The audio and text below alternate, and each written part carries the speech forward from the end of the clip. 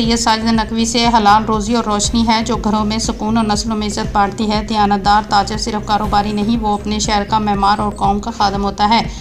कामयाब कारोबार वो है जिसमें नफ़ा के साथ खिदमत और बरकत भी शामिल हो। जहाँ खिदमत मकसद बन जाए वहाँ कारोबार इबादत का दर्जा इख्तियार कर लेता है।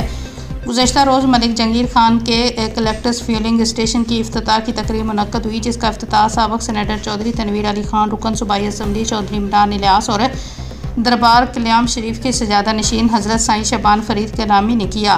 मलिक हमजा जहांगीर, मलिक नुमान जहांगीर, मलिक उस्मान हैदर और मलिक महराज जहांगीर ने मेहमानों का पुरतपाक इस्तकबाल किया। तकरीब में शिरकत करने वाले मुअज़्ज़ज़ शख्सियत में साबिक़ MPA मलिक यासिर रज़ा, साबिक़ उम्मीदवार MPA जमशेद खान, साबिक़ नाज़िम चौधरी जावेद अख्तर, मलिक आफाक अहमद, हनीफ कुरैशी, राजा मुबश्शिर रफ़ीक, मलिक हसरत अली, मीर फजल कुरैशी, चौधरी हमाद अफजल, सदर गुलरेज सोसाइटी सैयद अशफाक बुखारी, मसूद अहमद भट्टी और सरदार सईद खान शामिल थे।